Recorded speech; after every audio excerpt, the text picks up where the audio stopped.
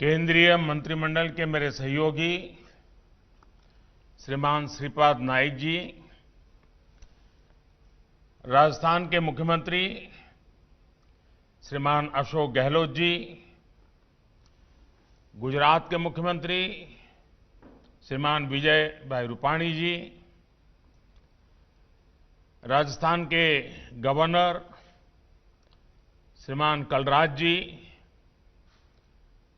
गुजरात के गवर्नर श्रीमान आचार्य देवव्रत जी, अन्य सभी मंत्रीगण, सांसदगण, विधायकगण, आयुर्वेद से जुड़े सभी विद्वानजन, देवी और सज्जनों, आप सभी को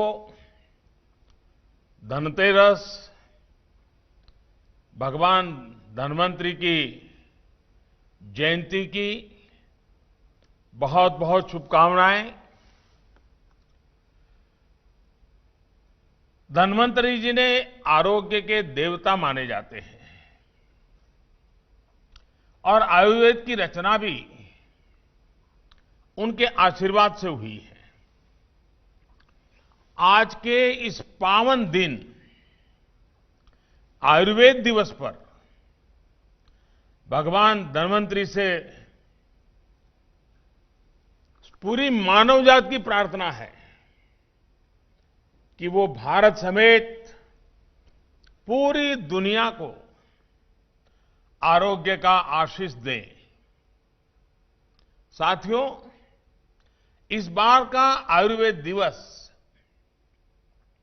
गुजरात और राजस्थान के लिए विशेष है। हमारे युवा साथियों के लिए भी विशेष है। आज गुजरात के जामनगर में institute of teaching and research इन आयुर्वेदा को इंस्टीट्यूट ऑफ नेशनल इंपॉर्टेंस के रूप में मान्यता मिली है। इसी तरह जयपुर के राष्ट्रीय आयुर्वेद संस्थान को भी डीम्ड यूनिवर्सिटी के रूप में आज लोकार्पित किया गया है।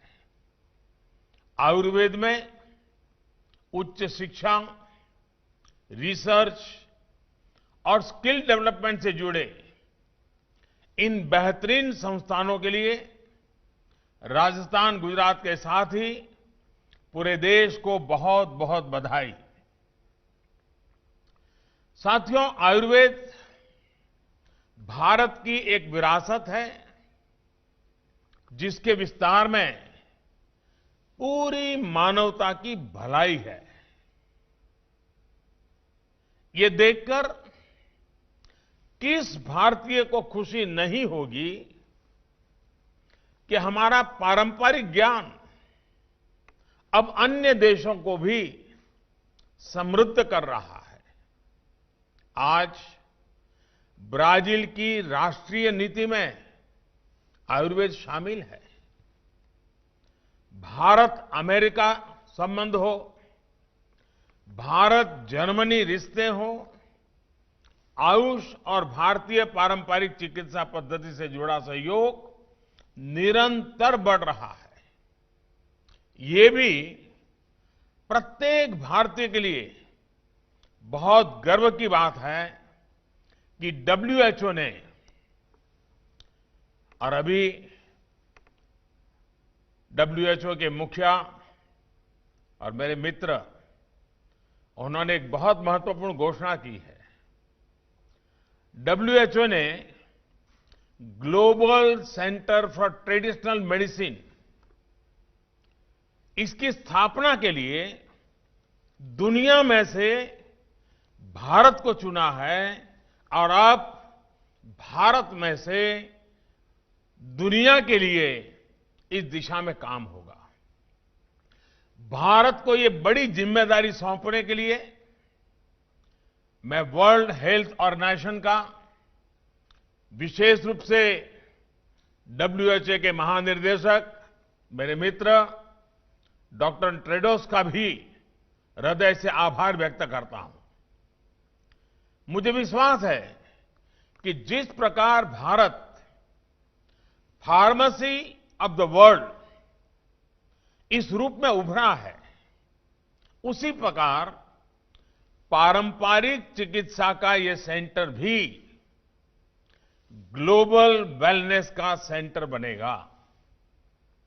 ये सेंटर दुनिया भर की ट्रेडिशनल मेडिसिन के विकास और उनसे जुड़ी रिसर्च को नई बुलंदियां देने वाला साबित होगा। साथियों,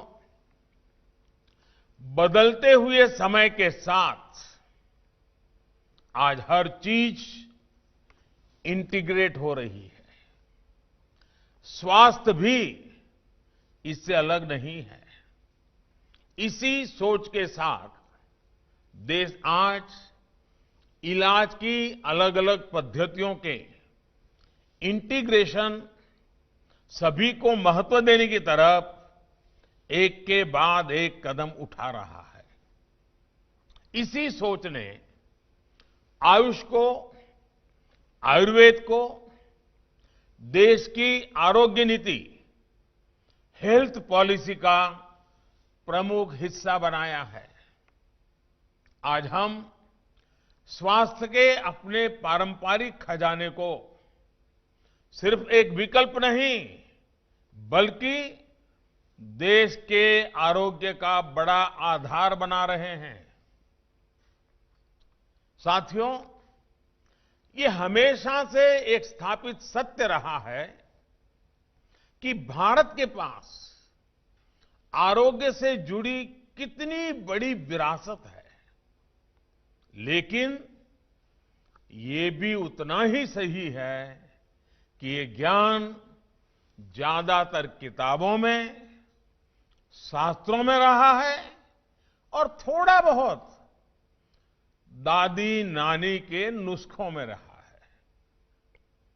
इस ज्ञान को आधुनिक आवश्यकताओं के अनुसार विकसित किया जाना ये बहुत आवश्यक है। इसलिए देश में अब पहली बार हमारे पुरातन चिकित्सा वाला ज्ञान जो है, उस ज्ञान विज्ञान को 21वीं सदी के आधुनिक विज्ञान से मिली जानकारी के साथ भी उसको जोड़ा जा रहा है, इंटीग्रेट किया जा रहा है, नई रिसर्च की जा रही है। 3 साल पहले ही हमारे यहां अखिल भारतीय आयुर्वेदिक संस्थान की स्थापना की गई है। लेह में सोवा रिगपा से जुड़ी रिसर्च और दूसरे अध्ययन के लिए राष्ट्रीय सोवा रिगपा संस्थान विकसित करने का काम जारी है। आज गुजरात और राजस्थान के जिन 2 संस्थानों को अपग्रेड किया गया है, वो भी इसी सिलसिले का विस्तार है।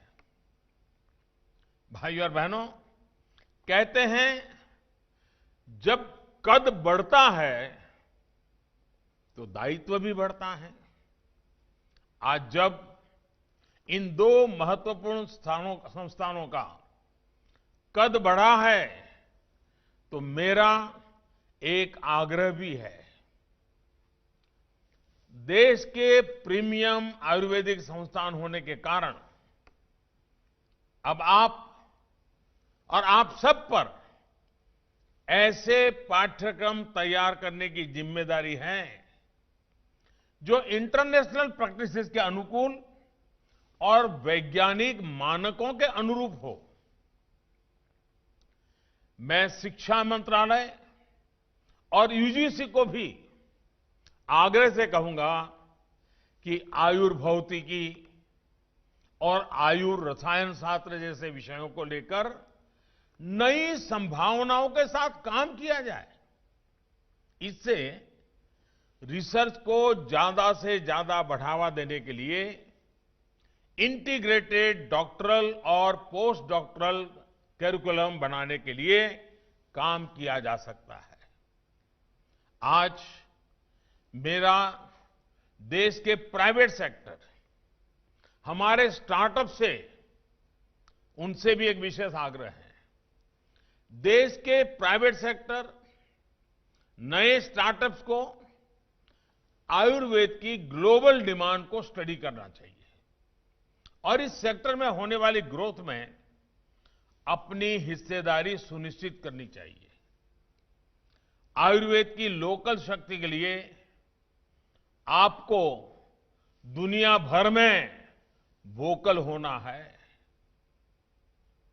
मुझे विश्वास है कि हमारे साझा प्रयासों से आयुष ही नहीं बल्कि आरोग्य का हमारा पूरा सिस्टम एक बड़े बदलाव का साक्षी बनेगा।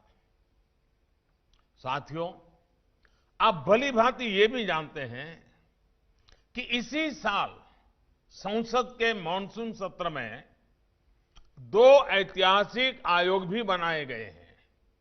पहला, national commission for Indian systems of medicine और दूसरा, नेशनल कमीशन फॉर होम्योपैथी।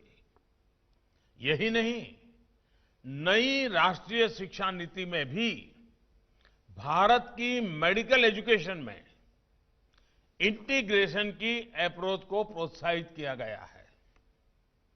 इस पॉलिसी की भावना है कि एलोपैथिक एजुकेशन में आयुर्वेद की बेसिक जानकारी जरूरी हो और आयुर्वेदिक एजुकेशन में एलोपैथिक प्रैक्टिस की मूल जानकारी जरूरी हो। ये कदम आयुष और भारतीय पारंपरिक चिकित्सा पद्धति से जुड़ी शिक्षा और रिसर्च को और मजबूत बनाएंगे। साथियों, 21वीं सदी का भारत अब टुकड़ों में नहीं, होलिस्टिक तरीके से सोचता है। हेल्थ से जुड़ी चुनौतियों को भी अब होलिस्टिक अप्रोच के साथ उसी तरीके से ही सुलझाया जा रहा है। आज देश में सस्ते और प्रभावी इलाज के साथ साथ प्रिवेंटिव हेल्थ केयर पर वेलनेस ज्यादा फोकस किया जा रहा है। आचार्य चरक ने भी कहा है, स्वस्थस्य स्वास्थ्य रक्षणम आतुरस्य विकार प्रशमन च, यानी स्वस्थ व्यक्ति के स्वास्थ्य की रक्षा करना और रोगी को रोग मुक्त करना, ये आयुर्वेद के उद्देश्य हैं। स्वस्थ व्यक्ति स्वस्थ ही रहे, इसी सोच के साथ ऐसे हर कदम उठाए जा रहे हैं जिससे बीमार करने वाली स्थितियां दूर हो।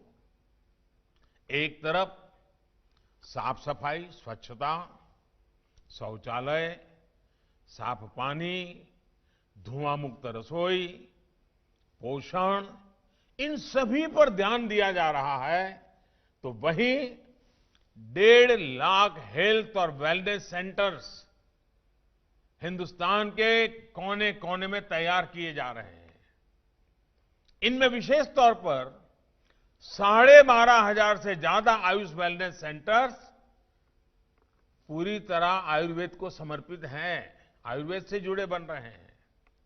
साथियों, वेलनेस का ये भारतीय दर्शन आज पूरी दुनिया को आकर्षित कर रहा है। कोरोना के इस मुश्किल समय ने फिर दिखाया है कि हेल्थ एंड वेलनेस से जुड़ी भारत की ये पारंपरिक विद्या कितनी कारगर है। जब कोरोना से मुकाबले के लिए कोई प्रभावी तरीका नहीं था, तो भारत के घर घर में हल्दी, दूध और काढ़ा जैसे अनेक इम्यूनिटी बूस्टर उपाय बहुत काम आए। इतनी बड़ी जनसंख्या, इतनी घनी आबादी और ऐसा हमारा देश अगर आज संभली हुई स्थिति में है, तो उसमें हमारी इस परंपरा की भी अहम भूमिका रही है। साथियों, कोरोना काल में पूरी दुनिया में आयुर्वेदिक प्रोडक्ट्स की मांग तेजी से बढ़ी है। बीते साल की अपेक्षा इस साल सितंबर में आयुर्वेदिक उत्पादों का निर्यात लगभग 1.5 गुना, करीब करीब 45% बढ़ा है। यही नहीं, मसालों के निर्यात में भी काफी बढ़ोतरी दर्ज की गई है। हल्दी, अदरक, ऐसी चीजें जो इम्यूनिटी बूस्टर मानी जाती हैं, उनका निर्यात अचानक इस तरह बढ़ना, ये दिखाता है कि दुनिया में आयुर्वेदिक समाधानों और भारतीय मसालों पर विश्वास कितना बढ़ रहा है। अब तो कई देशों में हल्दी से जुड़ी विशेष पेय पदार्थों की भी प्रचलन बढ़ रहा है। आज दुनिया के प्रतिष्ठित मेडिकल जर्नल्स भी आयुर्वेद में नई आशा, नई उम्मीद देख रहे हैं। साथियों, कोरोना के इस काल में हमारा फोकस सिर्फ आयुर्वेद के उपयोग तक ही सीमित नहीं रहा, बल्कि इस मुश्किल घड़ी का इस्तेमाल आयुष से जुड़ी रिसर्च को देश और दुनिया में आगे बढ़ाने के लिए किया जा रहा है। आज एक तरफ भारत जहां वैक्सीन की टेस्टिंग कर रहा है, वहीं दूसरी तरफ कोविड से लड़ने के लिए आयुर्वेदिक रिसर्च पर भी इंटरनेशनल कोलैबोरेशन को तेजी से बढ़ा रहा है। अभी अभी हमारे साथी श्रीपाद जी ने बताया कि इस समय 100 से ज्यादा स्थानों पर रिसर्च चल रही है। यहां दिल्ली में ही अखिल भारतीय आयुर्वेद संस्थान ने, जैसा अभी आपको विस्तार से बताया गया, दिल्ली पुलिस के 80,000 जवानों पर इम्यूनिटी से जुड़े रिसर्च की है। ये दुनिया की सबसे बड़ी ग्रुप स्टडी हो सकती है। इसके भी उत्साहजनक परिणाम देखने को मिले हैं। आने वाले दिनों में कुछ और अंतर्राष्ट्रीय परीक्षण भी शुरू किए जाने हैं। साथियों, आज हम आयुर्वेदिक दवाओं, जड़ी बूटियों के साथ साथ इम्यूनिटी को बढ़ाने वाले न्यूट्रिशियस फूड पर भी विशेष बल दे रहे हैं। मोटे अनाज यानी मिलेट्स का उत्पादन बढ़ाने के लिए आज किसानों को प्रोत्साहित किया जा रहा है। यही नहीं, गंगा जी के किनारे और हिमालयी क्षेत्रों में ऑर्गेनिक उत्पादों को बढ़ावा दिया जा रहा है। आयुर्वेद से जुड़े हुए पेड़ पौधे लगाने पर बल दिया जा रहा है। कोशिश ये है कि दुनिया की वेलनेस में भारत ज्यादा से ज्यादा कंट्रीब्यूट करे, हमारा एक्सपोर्ट भी बढ़े और हमारे किसानों की आय में भी बढ़ोतरी हो। आयुष मंत्रालय इसके लिए एक व्यापक योजना पर काम कर रहा है। आपने भी देखा होगा कि कोविड महामारी शुरू होने के बाद आयुर्वेदिक जड़ी बूटियां जैसे अश्वगंधा, गिलोय, तुलसी आदि की कीमतें इसलिए बढ़ी क्योंकि मांग बढ़ी, लोगों का विश्वास बढ़ा। मुझे बताया गया है कि इस बार अश्वगंधा की कीमत पिछले साल के मुकाबले 2 गुनी से भी ज्यादा तक पहुंची है। इसका सीधा लाभ इन पौधों, इन जड़ी बूटियों की खेती करने वाले हमारे किसान परिवारों तक पहुंचा है। हालांकि अनेक जड़ी बूटियां हैं जिनकी उपयोगिता के बारे में अभी भी हमारे यहां जागरूकता और बढ़ाने की जरूरत है। ऐसे लगभग 50 औषधीय पौधे हैं जिनकी सब्जियां और सलाद के रूप में खूब उपयोगिता है। ऐसे में कृषि मंत्रालय हो, आयुष मंत्रालय हो या फिर दूसरे विभाग हो, सभी के संयुक्त प्रयासों से इस क्षेत्र में बड़ा परिवर्तन आ सकता है। साथियों, आयुर्वेद से जुड़े इस पूरे इकोसिस्टम के विकास में देश में हेल्थ एंड वेलनेस से जुड़े टूरिज्म को भी बढ़ावा मिलेगा। गुजरात और राजस्थान में तो इसके लिए असीम संभावनाएं भी हैं।